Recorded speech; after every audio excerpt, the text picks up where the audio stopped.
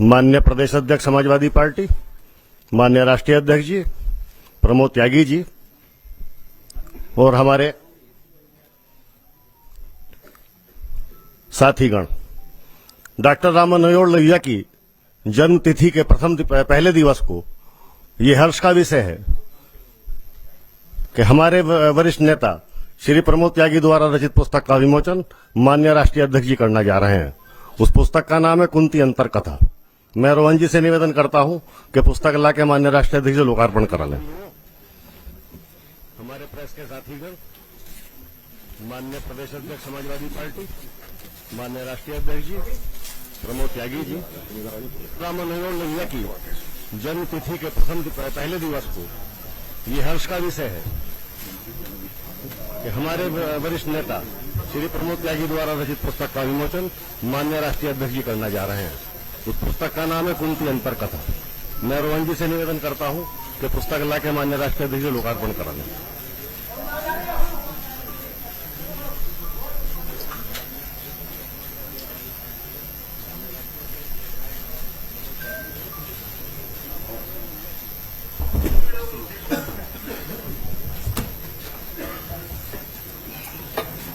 सर्वप्रथम मैं पुस्तक के प्रकाशक कल्पतरु प्रकाशन हापुड़ के स्वामी श्री अभिषेक अग्रवाल से निवेदन करता हूं कि वह आमे और संक्षिप्त में अपनी बात कहें। अभिषेक अग्रवाल जी।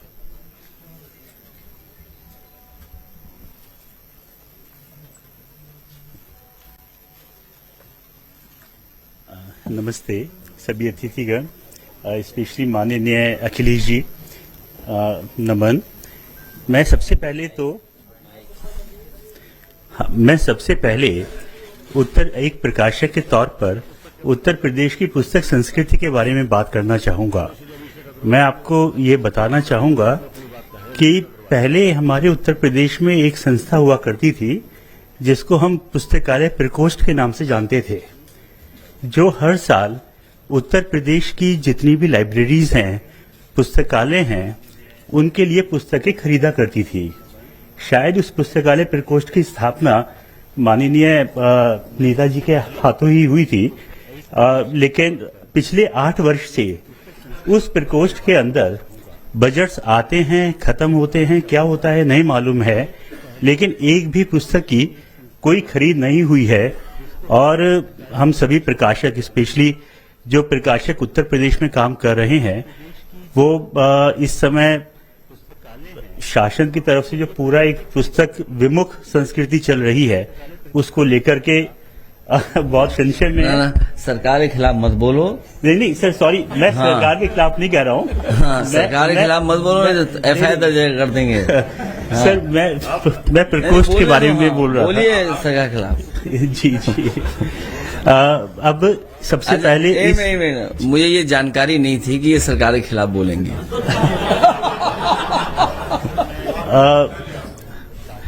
सर, मैं ये सरकार के खिलाफ नहीं बोल रहा हूँ। मैं एक्चुअली इस जो वस्तु स्थिति है उसके बारे में बता रहा हूँ। ये चीज वो भी नहीं बता सकते सरकार में।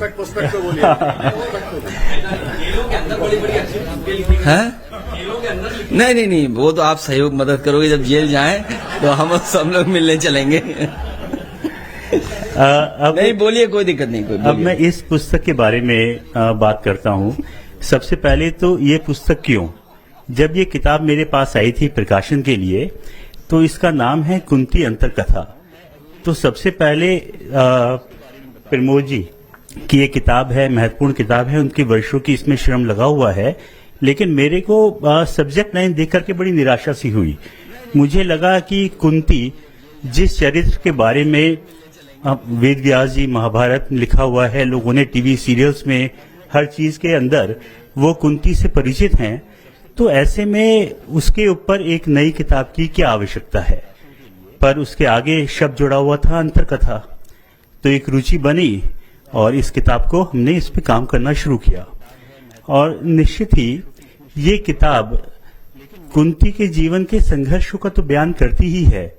ये अंतर कथा है, कथाओं के अंदर जो छिपे हुए सूत्र हैं, उन सूत्रों को इस किताब में जो है पकड़ने की कोशिश की गई है।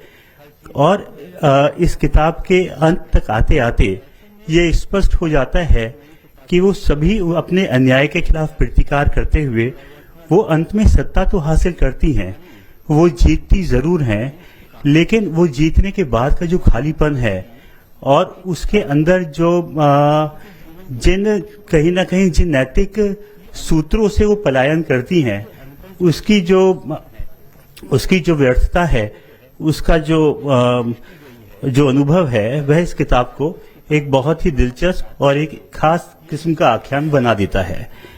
अगर आप लोगों की इजाजत हो तो इस पुस्तक का ही अंत का एक अंश मैं आपको सुनाना चाहता हूं।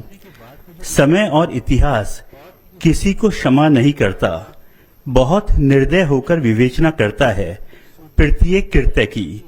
कैसा महान व्यक्तित्व भी नहीं रोक सकता उसके सतत अविरल प्रवाह को। यही एक इस किताब का एक मूल उद्देश्य भी है और मेरे ख्याल से प्रमोद जी सहमत भी होंगे कि सभी चरित्रों को, चाहे वो विजेता हो चाहे वो पराजित हो, लेकिन इतिहास उनको उनकी वस्तु स्थिति में आगे आने वाली पीढ़ियों के सामने खड़ा कर ही देता है। धन्यवाद। धन्यवाद अभिषेक जी। अब मैं निवेदन करता हूं हमारे लखनऊ के और देश के बड़े रचनाकार वो आवे और अपना वक्तव्य दें। बंधु कुशावर्ती जी। सभी चरित्रों को, चाहे वो विजेता हो चाहे वो पराजित हो, लेकिन इतिहास उनको उनकी वस्तु स्थिति में आगे आने वाली पीढ़ियों के सामने खड़ा कर ही देता है। धन्यवाद। धन्यवाद अभिषेक जी। अब मैं निवेदन करता हूं आदरणीय मंच और अभ्यागत जनों, ये एक ऐसा अवसर है जहां राजनीति से जुड़े लोग और सत्ता से जुड़े लोग, समाज से जुड़े लोग, साथ ही एडवोकेसी जैसी काम से जुड़े लोग हैं और उन्हीं में से प्रमोद जी हैं जिन्होंने कुंती अंतर कथा नामक ये उपन्यास लिखा है। हम क्यों बार बार अपने पुराने चरित्रों या पुराने समय में जाकर के देखते हैं उसको? शायद इसलिए कि उससे हमको आज के समय में बहुत सारी दिशा मिलती है, समझदारियां मिलती हैं और मुझे लगता है कि यही प्रयास भी प्रमोद जी ने अपनी इस कृति में किया है। आज जैसा कि अभी प्रकाशक अभिषेक जी ने कहा कि पुस्तक संस्कृति का जैसा क्षरण हो रहा है, तो हम महीने में अगर एक पुस्तक खरीद करके पढ़ते हैं तो शायद उस संस्कृत को हम विकसित करने का काम करेंगे। मेरा निवेदन है कि आप इस पुस्तक को लें, पढ़ें और इस पर अपने विचार, अब तो फेसबुक जैसा मीडिया है, व्यक्त करें। और मैं प्रमोद जी को इसके लिए बधाई देता हूं। आपने मुझे सुना, बहुत बहुत आभार, धन्यवाद। धन्यवाद बंधु जी। अब मैं पुस्तक के लेखक आदरणीय श्री प्रमोद त्यागी जी से निवेदन करता हूं कि वो अपना वक्तव्य दें। पुस्तक खरीद करके पढ़ते हैं तो शायद उस संस्कृत को हम विकसित करने का काम करेंगे। मेरा निवेदन है कि आप इस पुस्तक को देश के करोड़ों युवाओं के, कमजोर लोगों के हृदय की धड़कन श्रद्धेय राष्ट्रीय अध्यक्ष आदरणीय अखिलेश यादव जी, हमारे योग्य प्रदेश अध्यक्ष आदरणीय उत्तम पटेल जी, हमारे बहुत गौरवोद्ध नेता आदरणीय बलराम सिंह यादव जी, हमारे विधायक पंकज मलिक जी, अनिल कुमार जी, कल्पतरु प्रकाशन के प्रकाशक अभिषेक जी और उपस्थित सभी पत्रकार बंधुओं साथियों, मुझे ये पुस्तक लिखने की आवश्यकता क्यों हुई, अभी अभिषेक जी ने बताया है। मैं बचपन से समाजवादी विचारों से जुड़ा रहा। स्वर्गीय डॉक्टर लोहिया और आदरणीय नेताजी से मैंने जीवन पर्यंत सीखने का प्रयास किया। तो पिछले 20 साल से मैं नारी आंदोलन के बारे में पढ़ता रहा। सभी लोगों ने कहा कि नारियों को सम्मान मिलना चाहिए। किस प्रकार से नारी का चरित्र समाज में विकसित हो सकता है, ये अपने आप में बहुत बड़ी बात है। मैंने प्रयास किया है कि नारी हमारे देश में समय सम्मानित रही हैं। बहुत नारियों के बारे में, सीता जी के बारे में लिखा, बहुत ऐसे लोगों के बारे में लिखा, लेकिन कुंती का जो पक्ष था उसके बारे में ज्यादातर इतिहास हमारे लेखकों ने बहुत अनदेखी की। शायद विश्व के इतिहास में, भारत के इतिहास में दूसरी कोई नारी ना हो जिसके 4 पुत्र पैदा हुए और चारों अपनी जगह विशिष्ट योग्यता रखते थे।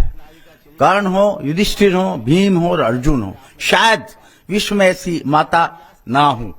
और उन चारों के चरित्र को निर्माण करने में बहुत बड़ा योगदान कुंती का रहा है। मैं प्रयास किया है कि कुंती के पात्र से न्याय करने की कोशिश करूं, और जो मुझे संस्कार मिले हैं, जो राजनीतिक जीवन में मैंने संस्कार प्राप्त किए हैं, स्वर्गीय नेताजी के आशीर्वाद से और अपने राष्ट्रीय अध्यक्ष जी से मैंने कोशिश की है कि वो सारे संस्कार इसमें उतारने का प्रयास करूं।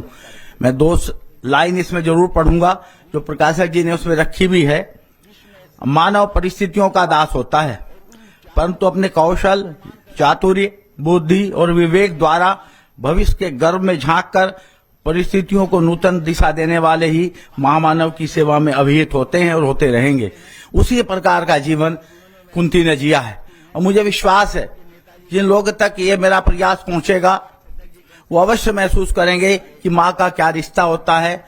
और हमारे राष्ट्र में आज जो बहुत आगे प्रतिस्पर्धा कर रहे हैं आधुनिकता की, आज भी संयुक्त राज्य अमेरिका में कोई राष्ट्रपति महिला नहीं बन पाई, और भारत ने सदैव आजादी के बाद से और आजादी से पहले भी भारत ने अपनी माताओं बहनों को सम्मान देने का प्रयास किया है। और मुझे विश्वास है कि मैं नेताजी के आशीर्वाद से फलने फूलने का प्रयत्न किया, और आदरणीय राष्ट्रीय अध्यक्ष जी के निर्देशों से आगे भी मैं प्रयत्न करूंगा। मेरी ओर कृति आ रही हैं। कल्पतरु प्रकाशन का अभिषेक जी का मैं बहुत आभारी हूं। आपने समाजवादी चिंतन को बढ़ाने का काम किया है। स्वर्गीय डॉक्टर लोहिया जी का, आचार्य नरेंद्र देव जी की बहुत पुस्तकें कल्पतरु प्रकाशन से प्रकाशित हुई हैं। बहुत बड़े स्तर पर आप ये काम कर रहे हैं। मुझे विश्वास है कि आगे भी जो मेरी छोटी सी प्रयास होंगे आप उससे समय देंगे, और हमारे राष्ट्रीय अध्यक्ष जी का भी मुझे स्नेह इस बात से मिलता रहेगा, जिससे मैं प्रयास करूं कि ये जो मान्यता बनाई हुई है कि समाजवादी लोग अपने इतिहास को नहीं जानते, अपने इतिहास के साथ नहीं चलते हैं, वो मान्यता तोड़ने का प्रयास करूं कि समाजवादी लोग भी अपने राष्ट्र से जुड़े हुए हैं, और इन्हीं लोगों से जो इस तरह की कोशिश करते हैं उनसे ज्यादा अच्छी तरह जुड़े हुए हैं, ज्यादा अच्छी तरह अपने इतिहास को समझते हैं, ज्यादा अच्छी तरह अपने इतिहास की व्यवहारिकता को जानते हैं। तो मैंने प्रयास किया है। मुझे विश्वास है कि आप सबके आशीर्वाद से ये प्रयास सफल होगा। बहुत बहुत आपका आभार, धन्यवाद। समाजवादी चिंतन और परंपरा में लेखन और पाठन की परंपरा निरंतर रही है। हमारे आदि पुरुष डॉक्टर लोहिया भी लगातार लिखते बोलते रहे हैं। मैं अब निवेदन करूंगा माननीय राष्ट्रीय अध्यक्ष जी से कि वो आम और पुस्तक पर अपने विचार व्यक्त करें। माननीय राष्ट्रीय अध्यक्ष जी।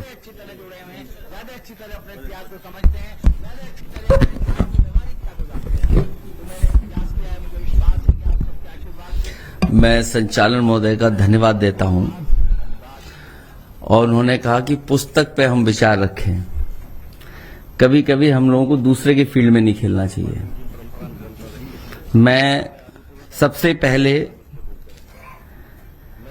कल्पतरु प्रकाशक के अभिषेक जी का बहुत बहुत धन्यवाद देना चाहता हूं, बधाई देता हूं उन्हें कि उनके प्रकाशन से एक अच्छी किताब बाजार में आ रही है, और मुझे उम्मीद है कि ये किताब लोगों तक पहुंचेगी, पढ़ने वाले रुचि दिखाएंगे और ज्यादा से ज्यादा लोगों तक पहुंचने का काम करेगी। मैं सबसे पहले समाजवादी पार्टी के नेता प्रमोद त्यागी जी का स्वागत भी करता हूं, बधाई भी देता हूं। हालांकि ये पक्ष मुझे नहीं पता था कि इतना अच्छा ये लिख भी सकते हैं। नेताजी के पुराने साथी और समाजवादी आंदोलन में हमेशा आगे रहे।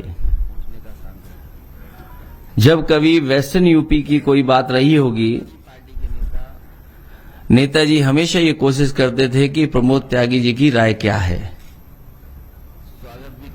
और न केवल ये राजनीतिक या राजनीति में रुचि रखते हैं, बल्कि इनकी सामाजिक सेवा बहुत रही है, और अधिवक्ता के रूप में भी वो लगातार लोगों के बीच में रहे हैं।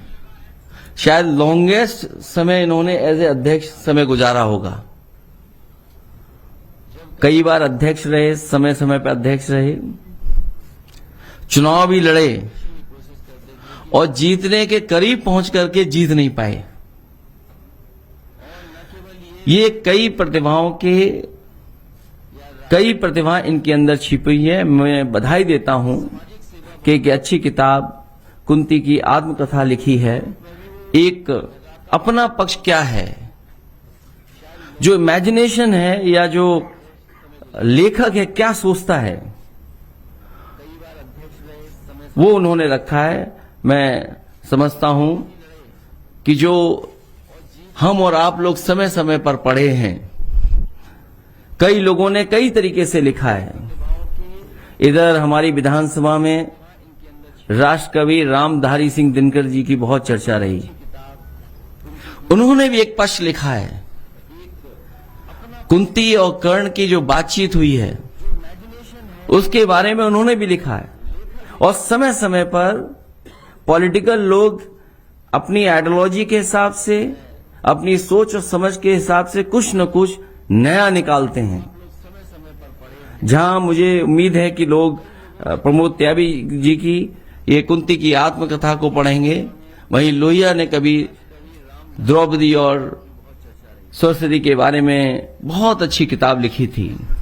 सावित्री के बारे में द्रौपदी और सावित्री की किताब लिखी थी। इधर हालांकि पढ़ाई कम हुई है, लेकिन मैं देखता हूं बहुत सारे लोग अब किताबों की तरफ लौट रहे हैं।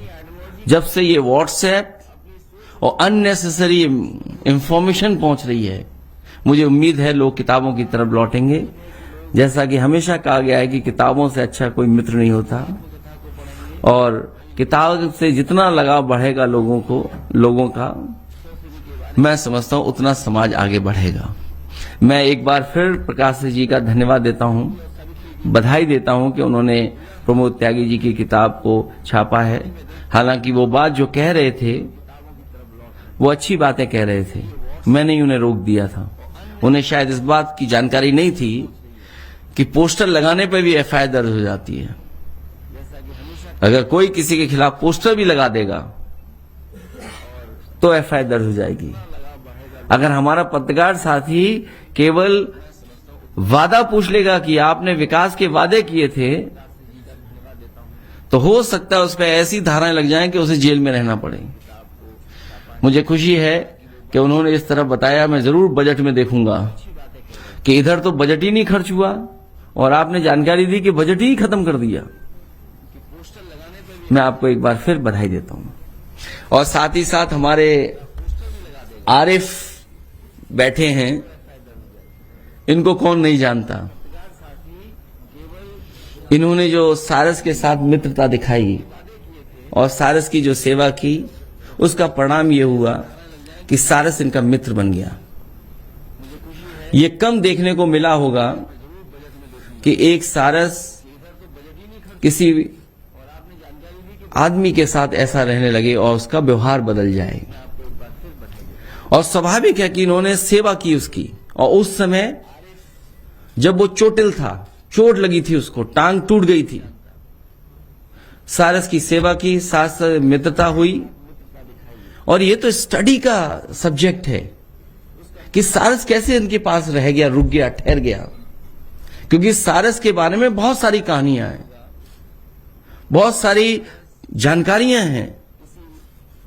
इनसे सारस इसलिए छीन लिया गया क्योंकि मैं इनसे मिलने चला गया।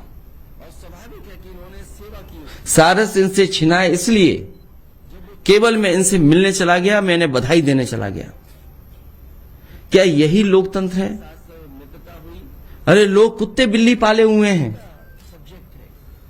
मुझे याद है किसी ने बिल्लियां पाली थी और संख्या बढ़ गई, वो पड़ोसियों के घर चली गई थी, और न जाने कितने पालतू कुत्तों ने कितनों को काटा है। सरकार ने क्या किया?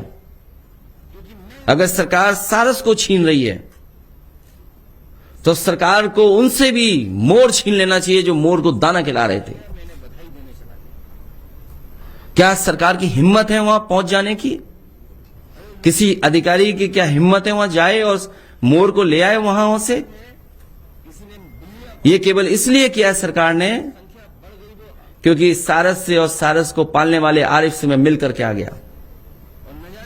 मुझे याद है कानपुर में जब समाजवादी पार्टी के विधायक से मैं मिलने गया,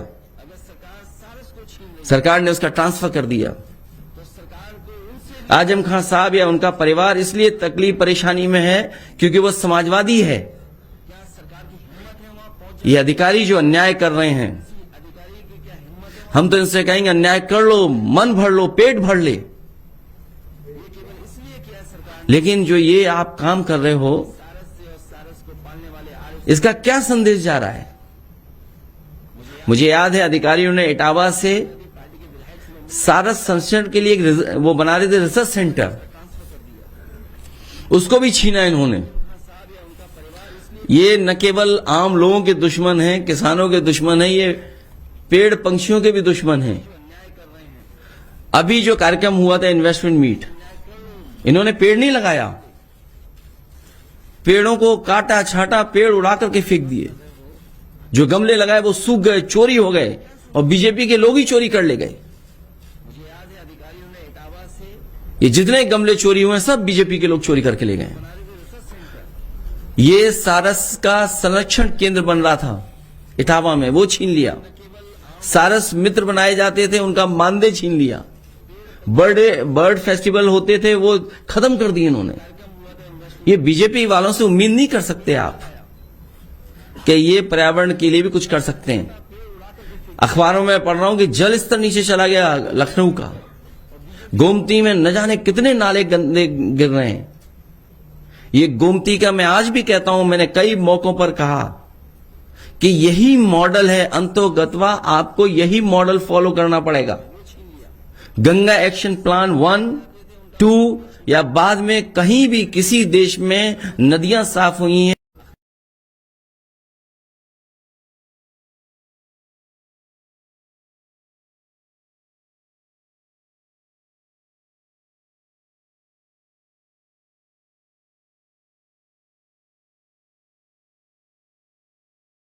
कहा था अपने पत्रकार साथी, और हमारे यहां से लगातार प्रेस नोट जाती थी।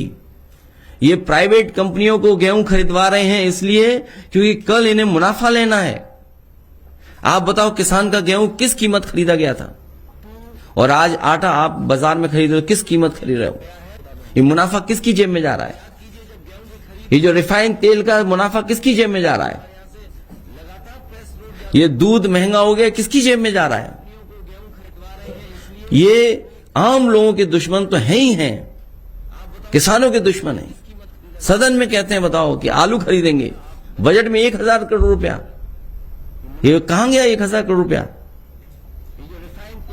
और बताइए सारस को पकड़ ले गए, कैद कर दिया इन्होंने सारस को। ये कम से कम खुले में रख रहे थे, इन्होंने कहीं उसको बंद नहीं किया कभी सारस को। सरकार के लोग उसको कैद करके रखे हुए हैं। सरकार बताए कहां कैद किया हुआ है? जेल में कर दिया, जेल में भेज दिया। इसीलिए मैं प्रकाशक साथी से कह रहा था कि तुमने जो बोल दिया, जब ये पंछी को नहीं छोड़ रहे हैं, हमें तुम्हें भी नहीं छोड़ेंगे, जेल में डाल देंगे हम सबको।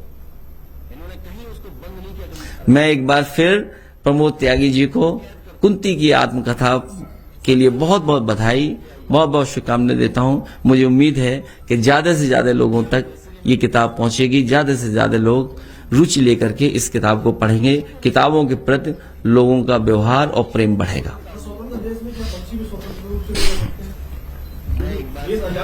जो लोग डेमोक्रेसी की बात कर रहे हैं वो अनडेमोक्रेटिक हैं।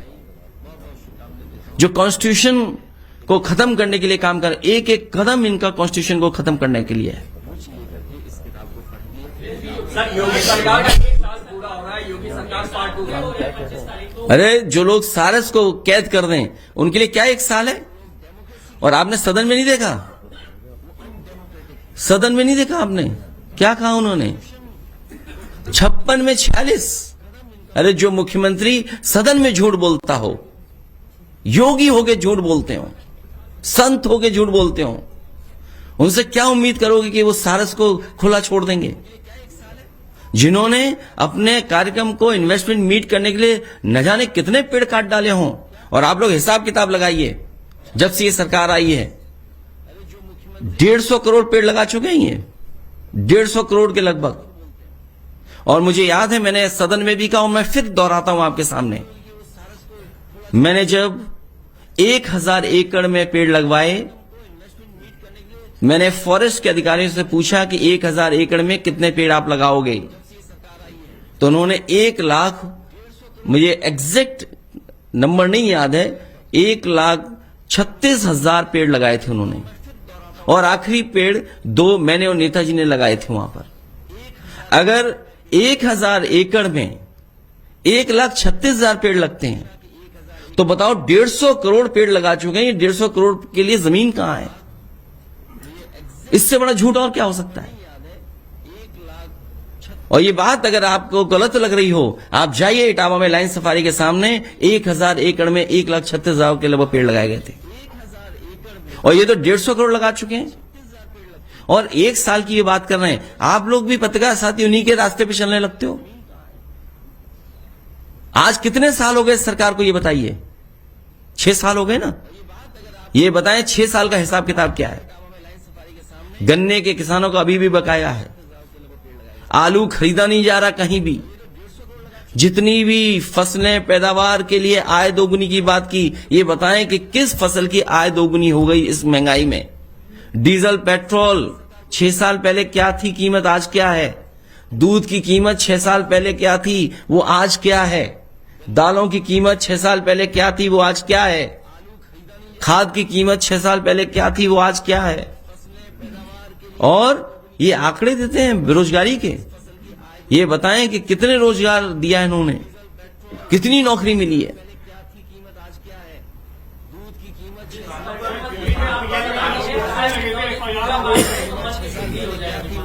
देखिए, तुम भी मत उलझो, मत उलझो। मैं जानता हूं आप लोगों को, मत उलझो। आलू, देखिए, आप किसी को बचाओ नहीं। इस उत्तर प्रदेश की बर्बादी के लिए जिम्मेदार मुख्यमंत्री हैं, पर्यटन मंत्री नहीं हैं।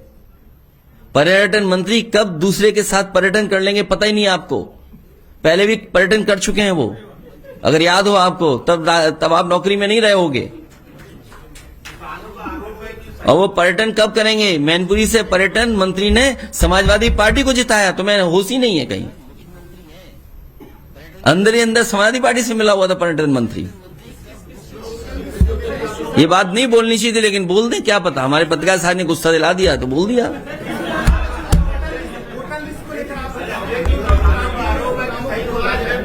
हैं? देखिए, आप मूल्यांकन क्या है? जो तस्वीरें आ रही हैं, जो हमारे कार्यकर्ता जानकारी दे रहे हैं, और जो व्हाट्सएप पे हमारा वर्कर खेत में खड़े होकर के फोटो भेज रहा है।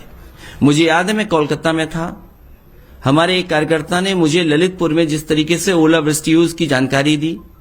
मैंने पार्टी की तरफ से, अपनी तरफ से मांग की कि किसानों का जो नुकसान हुआ उसकी भरपाई हो। उसके बाद तो लगातार उत्तर प्रदेश में झांसी से, इटावा से, लखनऊ से, हर जगह से वर्कर ने तस्वीरें भेजी हैं। हम तो केवल जानकारियों मांग कर सकते हैं। इसलिए सरकार को जो नुकसान हुआ है उसकी भरपाई करनी चाहिए।